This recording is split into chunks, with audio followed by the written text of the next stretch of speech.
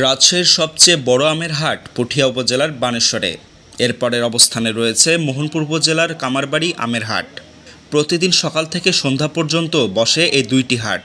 প্রান্তিক চাষি ও ক্ষুদ্র ব্যবসায়ীরা সেখানে আম পাইকারি বিক্রি করে। রাজশাহীর বাজারে বর্তমানে সবচেয়ে বেশি রয়েছে খিরসাপাত, হিমসাগর এবং ল্যাংড়া আম। গত বছর ভরা মৌসুমে এই দুইটি আম প্রতিমণ বিক্রি হয়েছে ৩,০০০ টাকার উপরে।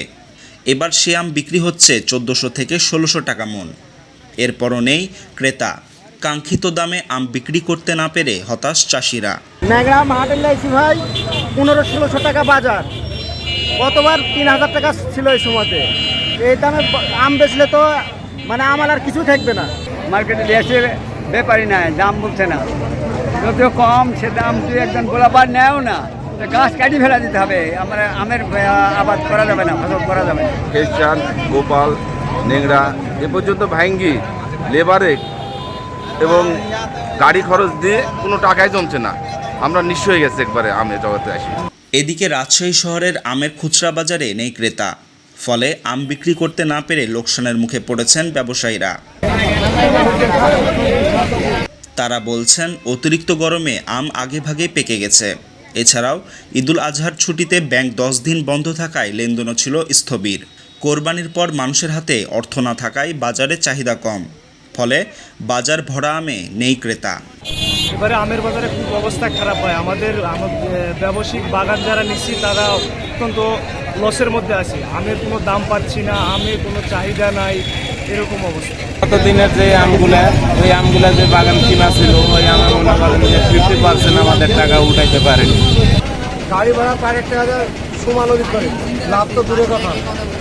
গাছের আম যে হারে পড়তে রয়েছে পাকে, সেই আমটা একটা বুদ্ধিও নাই। এখান থেকে আম কিনেছি, কিনে নেওয়ার পর ওখানে দাম কম পাচ্ছি, এই জন্য সুবিধা হচ্ছে না। আমরা পার্টিরা অনেক লসে আছি। দামের কথা বলতে গেলে কষ্ট লাগছে। সত্যি বলতে আমাদের এবছরের যে আমের দাম অন্যান্য বছরের তুলনায় অনেক কম, এবং বিশেষ করে যারা আমরা প্রান্তিক খামারি, আমাদের অনেক বেশি ক্ষতি হচ্ছে। কাঙ্ক্ষিত দাম তো পাচ্ছি না, ওজনের যে বিষয়টা সেটা তো রয়েছেই, পাশাপাশি দামের বিষয়টাতে আমরা অনেক বেশি এবার ঘাটতিতে রয়েছি। গতবার যে আম আমরা বিক্রি করেছি ৩,০০০ টাকা মন, সেটার দাম হচ্ছে ১২০০ টাকা মন, মানে অর্ধেকেরও কম বলতে গেলে। সেদিক থেকে আমরা অনেক বেশি ক্ষতির সম্মুখীন হচ্ছি, এবং অতিরিক্ত গরমের জন্য আপনার আম নষ্ট হচ্ছে অনেক বেশি। তবে আমের দামে খুশি ক্রেতারা। কম দামে পছন্দের আম পাঠাচ্ছে আত্মীয় স্বজন ও বন্ধুবান্ধবের কাছে। আমি আম কিনেছি হিমসাগর। তো এই আমটা আসলে খুবই ভালো আম, কারণ এই আমটার জন্যই আসলে রাজশাহী বিখ্যাত। ফজলি আমের চাইতেও এই আমের বেশি আর কি চাহিদা আর কি। আর এর টেস্টও খুব সুন্দর, আর এটা মানুষকে গিফট করেও বেশ ভালো মজা পাওয়া যায়, কারণ তারাও যে রিভিউটা দেয় এটা খুবই আর কি ভালো। আমের দাম এই বছর খুবই মানে আল্লাহ দিলে কম আছে, এটা একটা বিষয়। আর রাজশাহীর আম মানে হলো এই সময়টাতে একটা উৎসব থাকে, সব আত্মীয় স্বজনকে সবাই আম পাঠায়, মানে এবং শুধু যে কুরিয়ার করে পাঠায় সেটা না, অনেক সময় দেখা যায় অনেকের আম গাছ আছে, সে তার আত্মীয় স্বজনকেও অনেক সময় আম পাঠায়। মানে এটা একটা রাজশাহীর ঐতিহ্য। দাম একটু কম, আগে গত বছরের থেকে একটু কম। আর গত বছর ৭০ টাকা ৮০ টাকা করে কেনা হয়েছে শেষ পর্যন্ত। এবার কয়েকদিন আগেও কিনছি ৪৫ টাকা করে রাখছে। বোনের শ্বশুরবাড়ির সুবাদে হচ্ছে গিয়ে আসি, প্রতি বছরই আসা হয় আম নিতে। তো এবারও এসেছি। তো আমি ল্যাংড়া আর হচ্ছে খিরসাপাত আম নিচ্ছি। তো আমের টেস্ট খুবই ভালো, আর রাজশাহীর আম তো অসাধারণ হয় সবসময়।